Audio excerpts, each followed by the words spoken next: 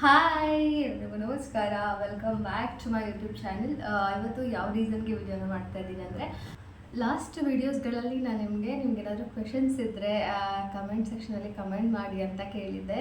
ಅದಕ್ಕೆ ಕಮೆಂಟ್ ಮಾಡಿದ್ದೀರಾ, ತುಂಬ ಖುಷಿ ಆಯಿತು. ತುಂಬ ಥ್ಯಾಂಕ್ಸ್ ನೀವು ಕಮೆಂಟ್ ಮಾಡಿದ್ದಕ್ಕೆ. ಅದಕ್ಕೆ ಆ ಕಮೆಂಟ್ಸ್ಗೆಲ್ಲ ಆನ್ಸರ್ ಮಾಡೋಣ ಅಂತ ಹೇಳಿಬಿಟ್ಟು ವಿಡಿಯೋನ ಮಾಡ್ತಾಯಿದ್ದೀನಿ.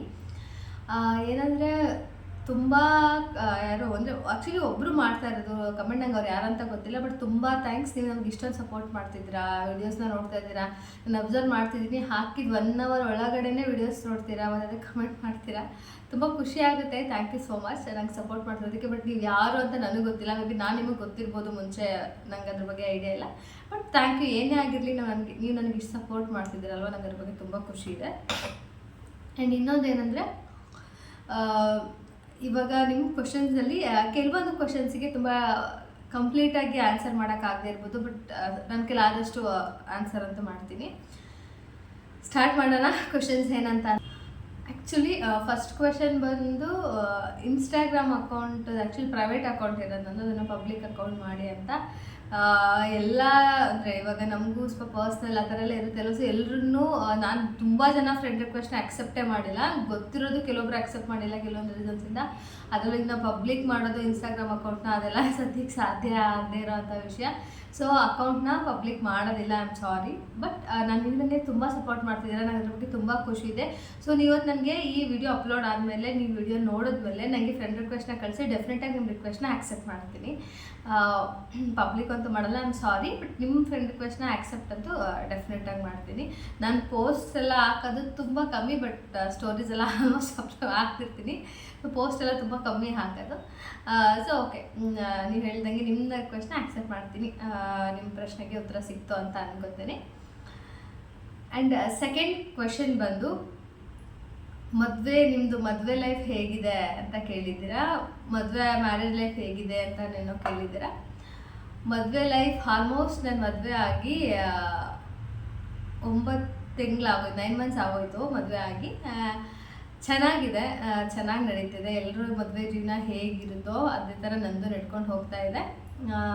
ಚೆನ್ನಾಗಿದೆ ನನ್ನ ಮದುವೆ.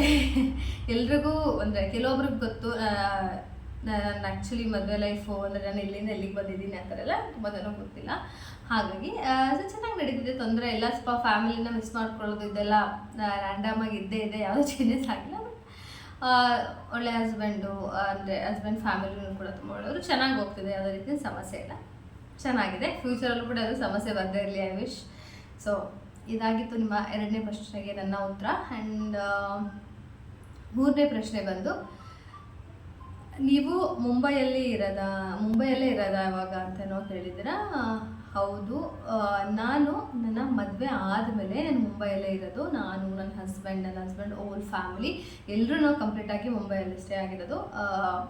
ನಾನು ಲಾಸ್ಟ್ ವಿಡಿಯೋದಲ್ಲಿ ನಿಮಗೆ ಹೇಳಿದ್ದೀನಿ, ನಾವು ರಾಕೇಶ್ ಅವ್ರು ಬೆಳೆದಿದ್ದೆಲ್ಲ ಇಲ್ಲೇ ಆ ಥರ.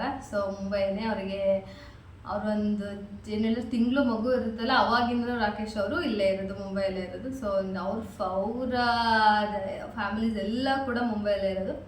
ಸೊ ಹಾಗಾಗಿ ನಾನು ಮುಂಬೈಯಲ್ಲೇ ಸೆಟ್ಲ್ ಆಗಿದ್ದೀನಿ. ನಮ್ಮ ಮುಂದಿನ ಲೈಫ್ ಆಲ್ಮೋಸ್ಟ್ ಮುಂಬೈಯಲ್ಲೇ ಇರುತ್ತೆ ಅಂತ ನನಗೆ ಅನಿಸುತ್ತೆ, ಮುಂದಿನ ಜೀವನ. ಸೊ ನಾನು ಪ್ರೆಸೆಂಟ್ ಇರೋದು ಮುಂಬೈಯಲ್ಲಿ. ಆ್ಯಂಡ್ ಲಾಸ್ಟ್ ಕ್ವೆಶನ್ ಕೇಳಿದ್ದೀರಾ, ಹೇರ್ ಫಾಲ್ಗೆ ಒಂದು ಬೆಸ್ಟ್ ಸರನ್ನ ಸಜೆಸ್ಟ್ ಮಾಡಿ ಅಂತ.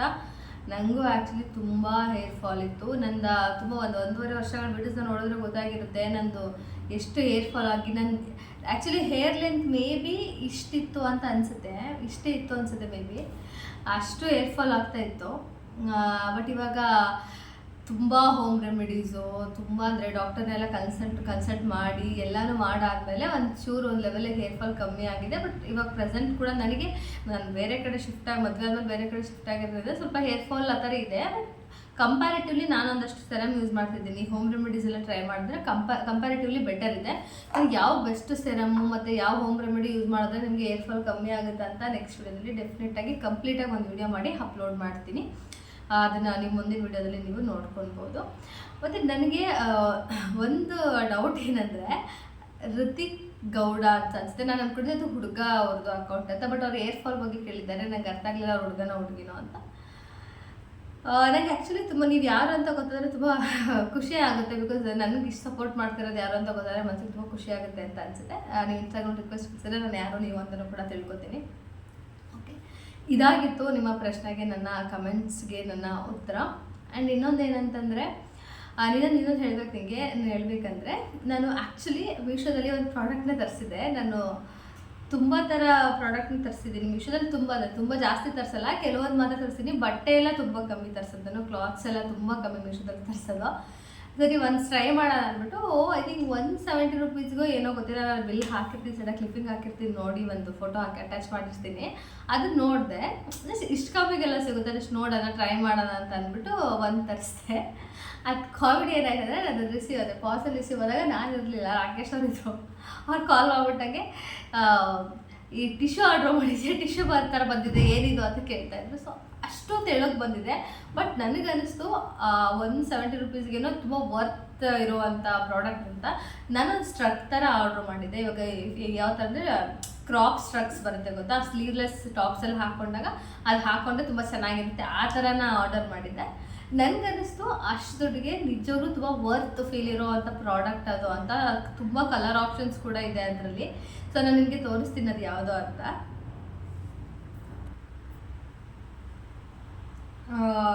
ಆ ಸ್ಟ್ರಕ್ ಬಂದು ಇದೇನೆ, ಈ ಥರ ನೀವು ಇಮೇಜಲ್ಲಿ ನೋಡಿದ್ರೆ ಗೊತ್ತಾಗ್ತಿರುತ್ತೆ. ಈ ಥರ ಸ್ಟ್ರಕ್ಸು, ಇದು ಫುಲ್ ಸ್ಲೀವ್ ಬಂದಿದೆ, ಫುಲ್ ಸ್ಲೀವ್ ಬಂದಿದೆ, ಕಂಪ್ಲೀಟ್ ಫುಲ್ ಸ್ಲೀವ್ ಇದೆ. ಹಾಗೆ ಒಂದು ಟೈಯಿಂಗ್ ಕೂಡ ಕೊಟ್ಟಿದ್ದಾರೆ ಇಲ್ಲಿ. ಆ್ಯಕ್ಚುಲಿ ತುಂಬ ಚೆನ್ನಾಗಿ ಕಾಣಿಸುತ್ತೆ ಅಂತ ನಂಗೆ ಅನಿಸ್ತು. ಓಕೆ ಮೆಟೀರಿಯಲ್ ಕೂಡ 175 ರೂಪೀಸ್ಗೆ ಇಷ್ಟು ಚೆಂದ. ಈ ಮೆಟೀರಿಯಲ್ ತುಂಬ ವರ್ತ್ ಫೀಲ್ ಮಾಡ್ಬೋದು ನಾವು, ಅಷ್ಟು ಚೆನ್ನಾಗಿದೆ, ಆರಾಮಾಗಿ ಬೈ ಮಾಡ್ಬೋದು. ತುಂಬ ಕಲರ್ ಆಪ್ಷನ್ಸ್ ಇದೆ, ನಾವು ಎಲ್ಲ ಥರ ಡ್ರೆಸ್ ಮೇಲೂ ಕೂಡ ಹಾಕೋಬೋದು, ಅಷ್ಟು ಚೆನ್ನಾಗಿದೆ. ಪರ್ಸ್ನಲಿ ನಾನು ತುಂಬ ಈ ಥರ ಸ್ಟ್ರಕ್ಸ್ ಎಲ್ಲ ತುಂಬ ಕಲೆಕ್ಟ್ ಮಾಡ್ಕೊತೀನಿ. ನನ್ನ ಹತ್ರ ಆಲ್ಮೋಸ್ಟ್ ಒಂದು 4-5 ಬರೀ ಈ ಥರ ಪುಟಾಣಿ ಸ್ಟ್ರಕ್ಸೇ ಇದೆ, ಇಷ್ಟು ಚಿಕ್ಕ ಸ್ಟ್ರಕ್ಸ್ ಇದೆ, ಅಷ್ಟು ಇಟ್ಕೊಂಡಿದ್ದೀನಿ ನಾನು. ಸೊ ಹಾಗಾಗಿ ಇದು ತುಂಬ ವರ್ತ್ ಅಂತ ಅನಿಸ್ತು. ನಿಮ್ಗೇನಾದರೂ ಇದು ಪ್ರಾಡಕ್ಟ್ ಲಿಂಕ್ ಬೇಕು ಅಂತಂದರೆ ನನಗೆ ಕಮೆಂಟಲ್ಲಿ ಲಿಂಕ್ ಅಂತ ಕಮೆಂಟ್ ಮಾಡಿ, ಇಲ್ಲಾಂದರೆ ಡಿಸ್ಕ್ರಿಪ್ಷನಲ್ಲೂ ಕೂಡ ನಾನು ಇದನ್ನು ಲಿಂಕ್ನ ಆ್ಯಡ್ ಮಾಡಿರ್ತೀನಿ, ನೀವು ಹೋಗಿ ಅಲ್ಲಿಂದ ಶಾಪ್ ಮಾಡ್ಕೋಬೋದು. ಬಟ್ ತುಂಬ ಚೆನ್ನಾಗಿದೆ, ಮೆಟೀರಿಯಲ್ ಕೂಡ ಸಾಫ್ಟ್ ಇದೆ, ನಿಮಗೆ ಹೆವಿ ಅನಿಸಲ್ಲ, ಆರಾಮಾಗಿ ನೀವು ಇದನ್ನು ಯೂಸ್ ಮಾಡ್ಬೋದು, ಚೆನ್ನಾಗಿದೆ. ಇದಾಗಿತ್ತು ಇವತ್ತಿನ ನನ್ನ ವಿಡಿಯೋ. ನಿಮ್ಮ ಕಮೆಂಟ್ ಸೆಕ್ಷನ್ಗೆ ನನ್ನ ಕಮೆಂಟ್ಸ್ಗೆ ನನ್ನ ಉತ್ತರ. ಹಾಗೆ ನಾನು ತೊಗೊಂಡಂಥ ಒಂದು 170 ರೂಪೀಸ್ದು ಒಂದು ಬಟ್ಟೆ ತುಂಬ ಚೆನ್ನಾಗಿ ಅನಿಸ್ತು ನನಗೆ, ಆರಾಮಾಗಿ ಎಲ್ಲರೂ ತೊಗೋಬೋದು ಅನಿಸ್ತು, ಅದಕ್ಕೆ ಈ ವಿಡಿಯೋನ ಮಾಡಿದೆ. ನಿಮ್ಮೆಲ್ಲರಿಗೂ ವಿಡಿಯೋ ಇಷ್ಟ ಆಗಿದೆ ಅಂತ ಅನ್ಕೋತೀನಿ. ಈ ವಿಡಿಯೋ ಇಷ್ಟ ಆಗಿದೆ ಪ್ಲೀಸ್ ಒಂದು ಲೈಕ್ ಮಾಡಿ, ಹಾಗೆ ನನ್ನ ಯೂಟ್ಯೂಬ್ ಚಾನಲ್ನ ಸಬ್ಸ್ಕ್ರೈಬ್ ಮಾಡ್ಕೊಳ್ಳೋದನ್ನ ಮರಿಬೇಡಿ, ಪ್ಲೀಸ್ ಸಬ್ಸ್ಕ್ರೈಬ್ ಮಾಡ್ಕೊಳ್ಳಿ. ಹಾಗೆ ನಿಮಗೆ ಯಾವ ಥರ ವೀಡಿಯೋಸ್ನ ಬೇಕು ಅನ್ನೋದನ್ನ ಈ ಕಮೆಂಟ್ ಸೆಕ್ಷನಲ್ಲಿ ಕಮೆಂಟ್ ಮಾಡೋದನ್ನು ಮರಿಬೇಡಿ. ಓಕೆ, ಎಲ್ರಿಗೂ ಧನ್ಯವಾದ, ಬಾಯ್.